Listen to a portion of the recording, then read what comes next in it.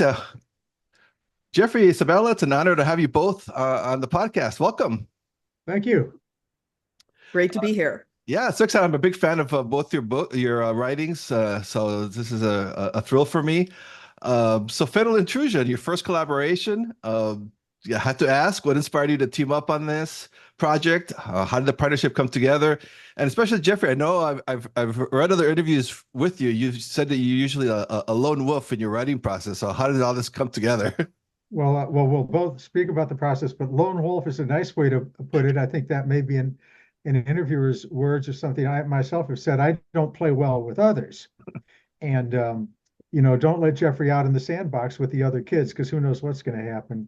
And that's true. I've written a number of books and short stories. I did a short story with John Sanford a long time ago for a benefit, and it was quite fun. But for novels, I try to remain largely in control.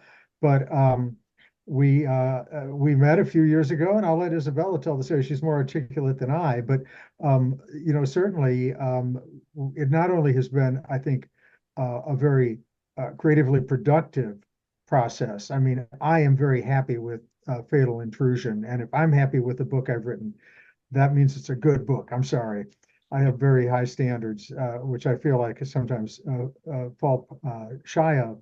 But it was a great process. We did a lot of hard work, and maybe Isabella, you could talk about how we met because it's a pretty funny story. Yes, we met at the Murder and Mayhem in Chicago conference back in 2018. And we were both speaking there separately, but we met in the green room there. And Gillian Flynn was there too. And the three of us all just started joking, and we were riffing about, we came up with this concept about how there would be a baby that could be like a criminal boss and he would run the world and everything. And we just kept joking about it. But I loved Jeff's sense of humor right from the beginning. I mean, anyone that can crack me up, I love it. And I just keep building on it. And then we bumped into each other again at Thriller Fest. And that was when I first signed with my new publisher. And I was at a party there and bumped into him again. And again, we just had such a great time. We just hit it off.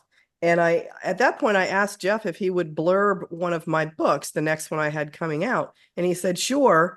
And that was what gave Jeff the chance to actually read my writing, a full-length novel. And it turns out that we write very much alike. And my writing has been compared to him many times in the past. And so when he read my writing, I think that definitely resonated with him of, here's someone who has a very similar style. And so later when we thought about collaborating, it made sense. Oh yeah, and I will say that I got the advanced copy here, and it is a fantastic book. So you guys make a great team. So that's fascinating. So also, so networking and going to these conferences and parties, it actually can pay off sometimes with this great team that you guys formed. Yep. So now curious on the writing process. So like, how did you guys divide that work? Did you like one focus on a character, or was it more like a fluid collaboration? How did that system work? Well, let me jump in first, and then I'll hand over to Isabella. I am, if you've seen me talk, I teach courses in writing. A lot of it's online. I'm an inveterate outliner. The world is made up of two types of writers. The plotters, that is the outliners like myself, and the pantsers, as in seat of the pants.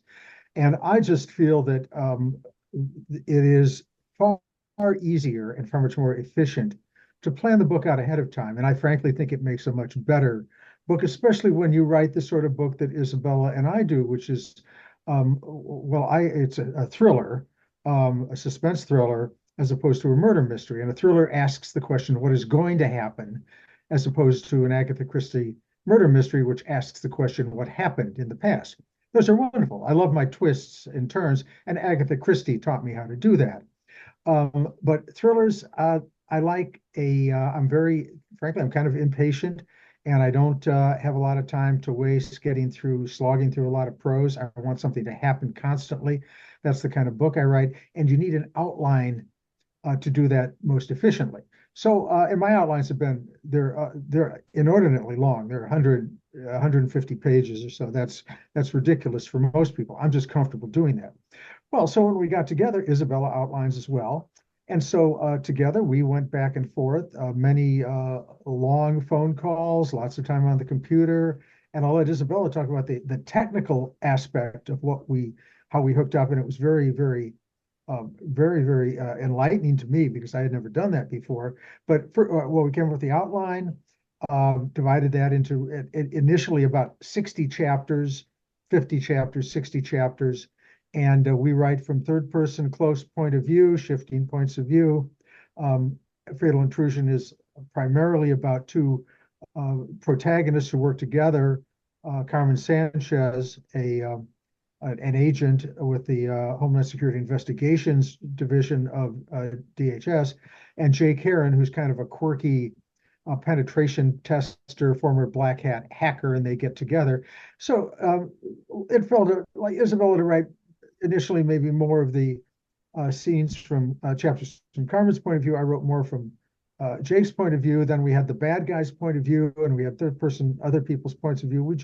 We shifted back and forth on that. And so that's the general schematic. And I'll let her kind of continue from there because there's a lot of stuff that I think will be helpful for potential co-authors out there. Yeah, in order the technical aspect of it is after we got our ideas together, I realized that we needed to be able to collaborate in real time. And so I did a ton of research trying to figure out what would be a user-friendly platform that we could use, that we could both be in the document, editing it simultaneously or separately. And I ended up, and it had to be something that we're both comfortable with already using. So I ended up going with Microsoft OneDrive. So I have a OneDrive and I was able to share a link with him, and then we could both get on and I can like literally see where he is in the document and see him making changes. As we're on the phone, we're going through and talking about it, and his changes end up in one color and mine end up in the other. So I can literally see who's doing what, and he can too. He can see what I'm doing also. And that's really, really helpful. And then another thing that we did is in the initial part, when we're first like picking, like I want to write this scene, I want to write that scene, whatever, those are color coded. And so he has one color, I have another. So we know, we can just keep racing through. The first draft is kind of just wild. And then when we go through, and the other thing is really important, in the first draft, we don't have any track changes on, but as we start doing future drafts, we turn on track changes, and his are a different color than mine. So I can see what changes he's made and he can see what changes I've made. And this is super important if anybody ever wants to write with anybody, is that we declared a no ego zone, and we both edit freely each other's work. And I just think that is really amazing because this is a true collaboration. And so we needed to work that way, and we did. Was this the first we time? should point out, Alan, that you've probably seen there are some writing combos in which an author comes up with an idea and then hands it off to another author. And James Petersen is the classic prototype for that. That is not what this is. This is, I call it 100% 50-50, which is a bit of, it doesn't seem to make sense, a little bit of paradox, but everything from start to finish was a 50-50 project here. And it's true that, for instance, I like my twists and turns, but I can get carried away with them. And I came up with a twist in this book toward the end. And it was kind of like, the Halloween movies, or Freddy Krueger. He may have been the Halloween guy. I can't remember. These horror films where the dead guy is dead. Oh, he's absolutely dead. We know he's dead. The bad guy's gone. And he shows up in the final reel, of course. And I had something like that. And, Isabella politely said, well, let's rethink that. And so, and we did. It was unnecessary. It took away from the suspense at the end. And I had made some thoughts about her suggestions or her and neither of us thought anything of it. Our whole point is to give our readers, who are our gods, the best book we possibly can. I mean, we live for them, and that's one of the things I recognized in Isabella's writing right away. I mean, there are authors who write for themselves, and I say that's absolutely ridiculous. We get paid to make up stuff, and I'm sorry, I have to add, and we don't work in Washington D.C. Okay, I have to add that, but we make up stuff, and people spend time and money.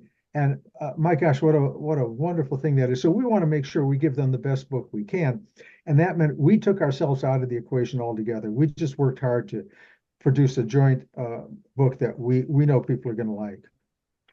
Yeah, and Isabella, was this your first time writing with somebody else for you? Yes. Yeah. Okay. Yes, absolutely. So, and we didn't know what to expect because neither one of us had ever done it. And we just like went right into it. And fortunately, everything worked out amazingly well. And we are really happy with it. I'm just got curious too, from the time that you guys you first started talking about this and had the idea and the outline and writing it to publication. What time period are we looking at? Trying to think. We worked pretty quickly, Yeah. and that's one thing we should add. Now, this is a very important project in our professional lives, but it's not the only project in our professional lives. I publish a series of books featuring a character named Coulter Shaw, and he's the character on Tracker on that CBS Sunday night primetime show. And naturally, it's had a little success. And so, what's in my email? Oh, Jeff, when's the next Tracker book going to come out? And so I'm writing those, and then I also write original stories for Amazon. Well, I write short stories for Amazon original stories. I love my short stories, so I do that at the same time. And Isabella has projects that take up. I think she's working on a couple other books at the same time now, and so we managed to fit it in. And I would say maybe what 4 months start to finish, or maybe less than that. I don't remember. Yeah, for the first draft, Yeah. yes. But we are big time editors of our own Yeah. work. And, it also went through the formal editing process from the publisher. But even before we even started with that, we both were editing and editing and editing to make it, again, as Jeff said, I mean, I feel the same way. It has to be the best it can be. Hmm. Yeah, and that's what we really enjoyed with the book too, with the characters, because they're very different. The Carmen Sanchez, the Homeland Security agent, and then Jake Heron, the cyber guy. Mhm. How did those two characters came together? Did you work at it together too, creating them? And they're so different. How do you even think about putting them together? Well, Isabel, why don't you talk a little bit about Carmen and your former background, Mhm. and that's, because that's kind of in her wheelhouse, and I can talk Mhm. about Jake a little bit. But again, of course, we jump back and forth, and I wrote scenes from Carmen's point of view, she wrote scenes from Jake's Oh. point of view, and that's one thing about authors of fiction, especially frankly, genre writing, which I happen to think is some of the finest writing and has always been some of the finest writing there is, that authors have to step into the shoes and to expand a little bit the hearts and the minds and the souls of their characters, good and bad, of whatever gender, whatever ethnicity. And it's our job to make them credible. But so, Isabella, why don't you talk a little bit about Carmen and your background? Well, sure. So I have a law enforcement background. I had wore a gun and badge for 22 years. So, and I all of the work that I write tends to be from a law enforcement perspective. I like writing crime fiction, so that works out well. And so I knew I wanted to have some sort of a law enforcement official. And actually, this is where the brainstorming process went well. Jeff and I worked together and we thought about it and thought about it. And we're like, what do we want here? I knew I wanted to be a woman. I knew I wanted her to be Latina. That's my background. But law enforcement's like, let's do something different, something fresh, something that hasn't been done to death.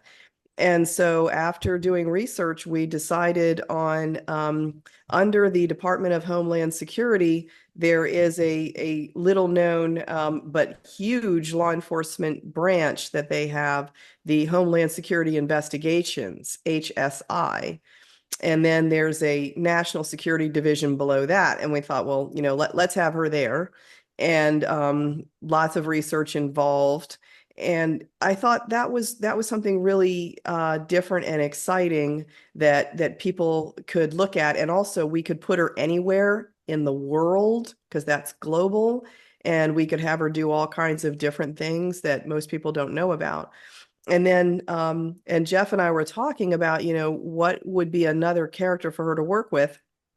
And we, when we were thinking about it, Jeff came up with this really brilliant idea about intrusions. And I'll let him explain that to you because I think it's such genius. It's something that he made up, but yet people are going, oh, wow, that's a real thing.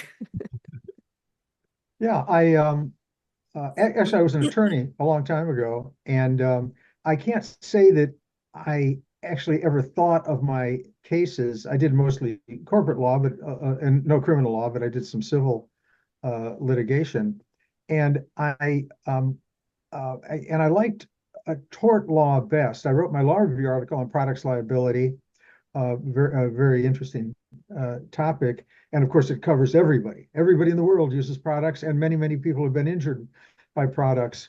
And so I thought, it's kind of not only is it a kind of an interesting legal conceit, but it also has certain social benefits to protect people and so on. And one element of one way to look at tort law, tort is a civil wrong. It could be defamation, it could be an injury, car crash is a tort, defaming somebody is a tort. One way to look at that is in terms of intrusion. Somebody intrudes into your life, something intrudes into your life. And you can expand that.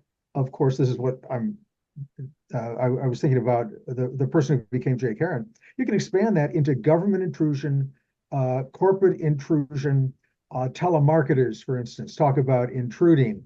I can't show you my cell phone right now without scrolling through to find, frankly, a lot of polling questions and so forth. But frankly, that's intrusion. And I thought, well, what if this guy got an idea? He's kind of quirky. He teaches at a school like Cal in the Bay Area. It's not Cal. It's not University of California at Berkeley, but it's like that, private institution. And what if his the bee in his bonnet is intrusion, and he wants to save people from intrusion? And he has, as I mentioned, a black hat hacking background. Well, he was an intruder, but back then he intruded on the bad guys who were intruding. It's hypocritical, but when we talk about that a little bit in the book. But I thought, well, this could be a very interesting thing. A guy who doesn't play by the rules necessarily, and who pushes the boundaries a bit to get justice, and is kind of a geek in a way, but kind of a cool geek. He wears like black clothes, and his professional job is called penetration testing, which is a great job. I wish I had the skill, the physical energy at this stage, and the guts to do it. Because what these people do is they're hired by a company or government organization to break into the company or the entity and test their security. And they have a get out of jail free card. So when they're arrested, which they sometimes are, they say, oh no, I'm doing it with permission. So anyway, Jake and Carmen have a quite interesting past. I'm hesitating because the book is full of surprises. We must have 20, Carmen, excuse me, Isabella. We must have 20 or 30 twists in it. And some of them have to do with Carmen and Jake's background. So I can't say anything there. But she enlists him for this very difficult case to try to find a nefarious parent serial killer, and the story goes from there. Yeah, you really you involved. I think Isabella, I really like that. With the characters, both characters are great to get to know, and her sister's involved in this. This is why she gets so involved in it. Carmen does. So, and I know that from your other books, the family and that dynamic is very important to you. Can you talk to us a little bit about that? It is. I always, all of my books, I do put a lot of family in there, and I also do put some culture in there too. Not, it varies. Some books are really culturally a lot, more in depth than others, but they all have a family thing, and part of that is to give my characters depth. I think sometimes when we're watching, especially police on television or in the movies or what have you, or even in books, when we read about them, they seem very one-dimensional. And it's like, well, okay, when they get off work, what are they doing? What do they do? They just like shut down?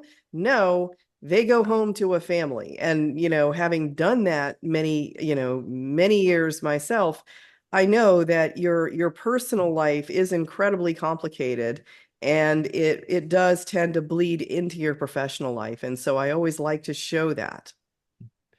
Yeah, that's something too with like I just wonder about the challenges in that because yes, it's got some high tech stuff and the police investigations and then the family, but it's still like a fast moving Yeah. action-packed thriller. How is that something that's discussed or how does that come together? Well, it is our template for both of our books. We intend our books and Fatal Intrusion to be read in one sitting. This is not excuse me, this is not an a quote interesting book.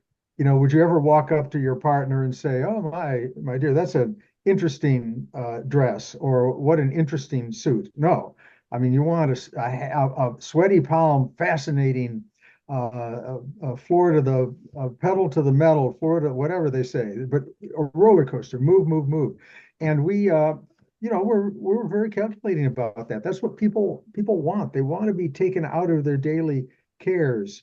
And I'm saying nothing more except these last few years are some times we would like to be taken out of and kind of lost in a good story with heroes, good people, and good against evil. And that was really our intention. And Isabella taught me something to always consider. Now, I kind of instinctively make sure my books move quickly, but why don't you talk about the springboard? This is a great idea, Isabella. And by the way, I've stolen it from you. This is the first time I admit I'm guilty of a theft. I'm telling a former police officer that I've stolen something. That's right. It started during our outlining all the way in the beginning. And this is something, I also outline, but mine are much smaller outlines than Jeff's. But at the end of each chapter, even during the outline, I like literally put the word hook and then would express something that we could both think about that would drive the reader forward. Um, and it doesn't have to be something like super obvious, the old, they're getting ready to drive off a cliff. It doesn't need to be that kind of a, almost a cliche. It can just be that you have a question, that there's a question raised. But sometimes it is something very dramatic, like they open the door and there's someone facing them with a gun. So, I mean, it can be any kind of hook. It could be a psychological hook. It can be an emotional hook, and it can be an action hook. But whatever it is, at the very end, it forms a springboard that it compels the reader to turn the page and find out what happens next. And that is, it's very much done intentionally and at very specific points, really. Yeah, I have to say it's amazing reading the book because especially now knowing how collaborative it really was between both of you, how your writing styles are so similar because you really can't tell when you're reading it. Oh, Isabella wrote this, Jeffrey wrote that. It's just amazing. Oh, it was well, and in a way, it really was written by both of us jointly. Now that seems like a truism, but what I mean is when we went through it and we probably rewrote and edited 50, 60 times from start to finish. The styles blend together. So I would edit, she would edit, and we kind of merged into like a homogenized style that reflected both of our individual styles to a large extent. But I think well, for instance, there was a passage I said, that's great. I'm really happy you put that in because it's well written and it moves the story along. And she said, Jeff, you wrote that. I literally didn't remember, and it went the other way as well. I simply didn't remember. But and I don't think either of us could have written a book with an author who, say, wrote a more introspective first person style. The author Ruth Rendell wrote murder mysteries, the Inspector Wexford murder mysteries, classic British mystery writing. And then as her alter ego, Barbara Vine, she wrote these deep psychological thrillers that didn't really move very well. I mean, I shouldn't say very well. They did not move very quickly. They were brilliantly written. Style was very different, but I think Isabel and I could have written a joint book with Ruth Rendell. We could not have written a book with Barbara Vine because it was just a very different kind of style. And are there going to be more books with Sanchez and Heron? Hopefully. Absolutely. As a matter of fact, even as we speak, Jeff and I are writing the sequel. It is called The Grief Artist. Ooh, like that. And there's already it's already up for pre-order. Oh, You wow. can, yes, you can at bookstores, on Amazon, all over, you can already pre-order it. So yeah, we are busy up to no good writing all kinds of murder and mayhem. If I knew how to, and I do, I don't really have a technical background, but I've written about 4 very detailed cyber thrillers going back to my book, The Blue Nowhere, written in 1999, in which there was a hacker involved, and he hacked up through dial-up connections. Now, I don't know if you or any of your listeners out there are old enough, or viewers, listeners are old enough to know what a dial-up was. I will not try to mimic the sound of a modem, but if those who've heard it, it's very distinctive. And so that was my first cyber book, and I've written probably 3 or 4 one about data mining, one about an attack on the grid, the power grid, and so forth, and also the blogosphere.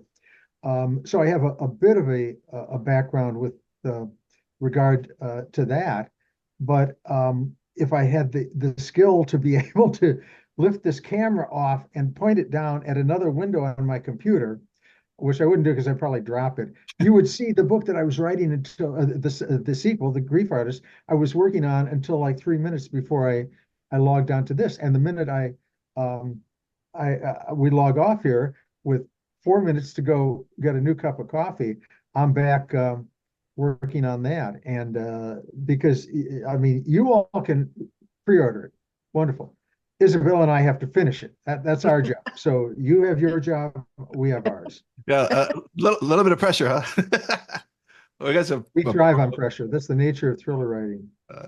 I want to ask about that too, Jeffrey, because there's been we're living right now tech-wise in probably like the biggest disruption since the internet, probably with the AI and all this stuff coming around. What are your thoughts on that and the future for writers and fans of thrillers? It's such a hot topic right now.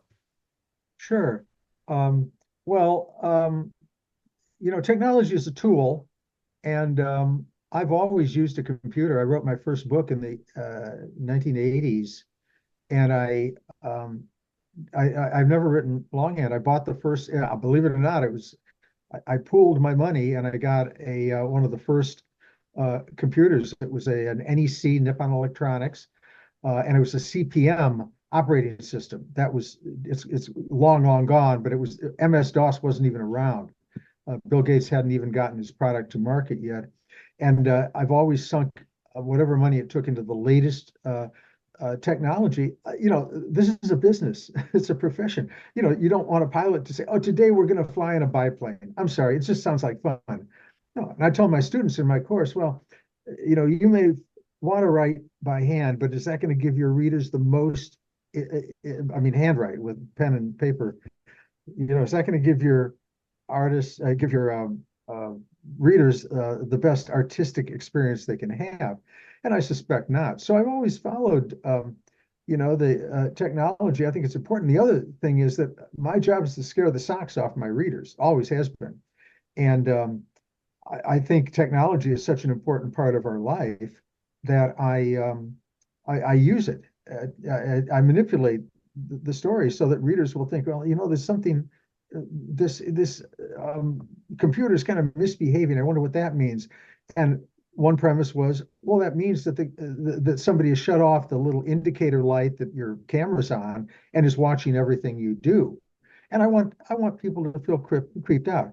Now, with regard to artificial intelligence, I'm not going to do the whole thing, but in my course, I have to teach that. The subject of is AI, is ChatGPT or Bing, are they going to write our books for us now?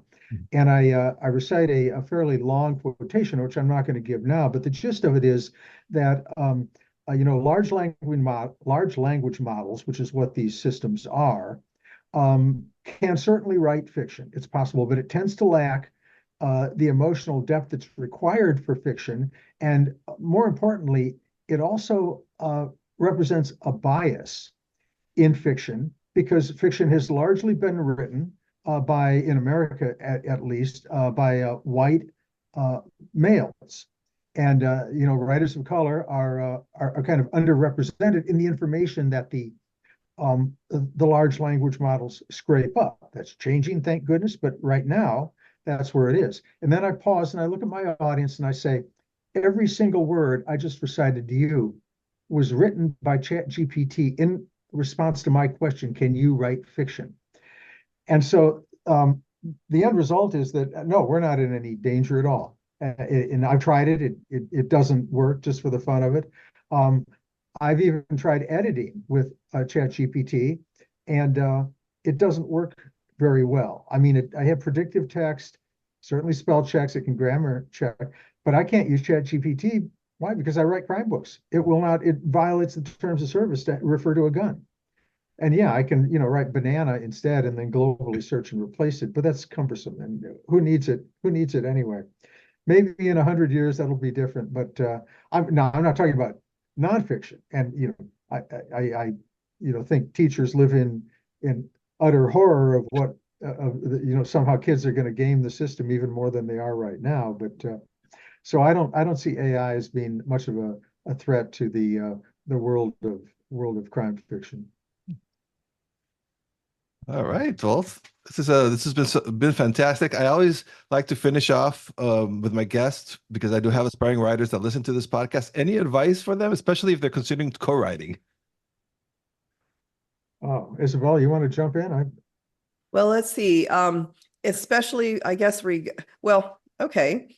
I'll take it back one step, just advice in general. And this is something that we hit upon earlier, which is go to conferences and network and join writers groups, the big professional organizations, and work as hard as you can to hone your skills first and foremost, and be humble about editing. But then when it comes to co-writing, it really is important to find someone, if you want to do it, that you do both like and that you respect, and that you do have a writing style that will mesh.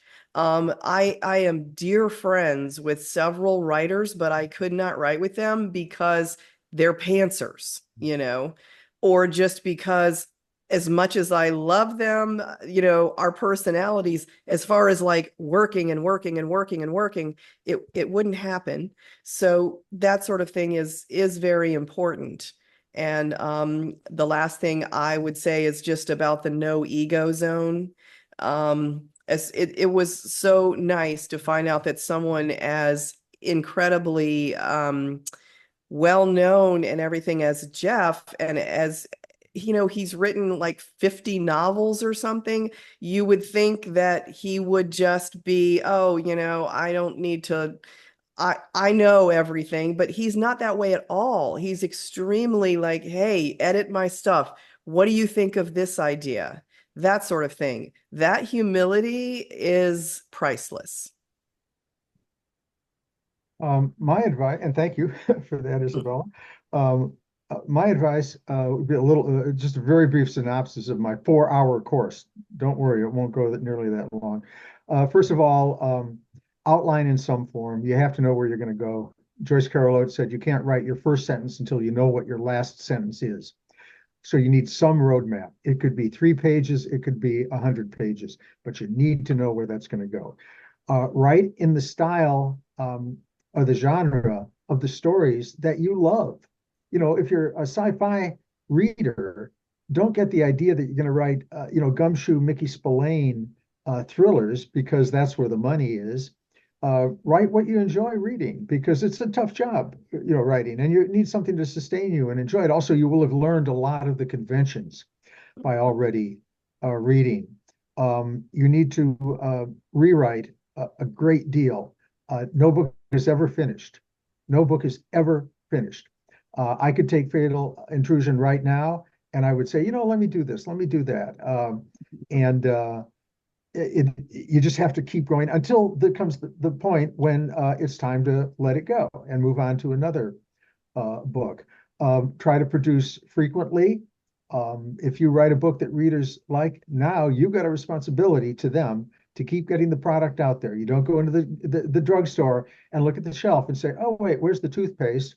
And the clerk says, well, Procter & Gamble was not inspired by the muse to make toothpaste, so you're going to have to wait. That doesn't work. And then finally, I would say, remember that rejection, and that this business is about rejection. We've all been rejected dozens, if not hundreds of times. I certainly been rejected 100 times or so.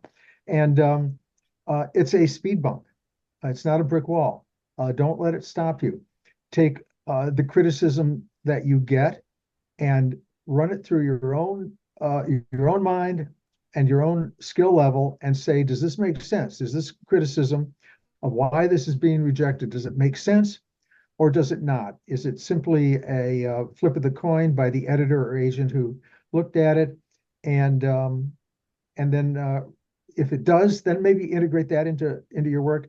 Most likely it doesn't. Most likely it's just that somebody didn't happen to like this particular thing that you've written. Move on. If you write a quality book or a short story, there's a market for it out there. And don't wait and don't hesitate to keep going until you find that market. That's great. I want to ask you, Jeffrey, too. You mentioned your course. Is that something that's available online? It's you'll find it listed on my website. I usually teach it through. It's not a tenured professor kind of thing. It's through.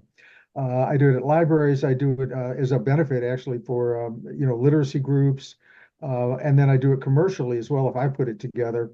And it's not all that expensive, but it's it's helpful. And there's no writing involved. It's not workshopping. You sit, you listen, you take notes. That's all there is to it. All right. Well, that sounds great. All right. Well, thank you so much. September 1st, by the time this comes out, well, it's already up on Kindle First Reads and everything. And the second book's already pre-ordered, but I highly recommend it. I really enjoyed this. And thank you both for being on the podcast. I really appreciate it. Well, thank you, Alan. Good talking to you. Thank you. It was fun.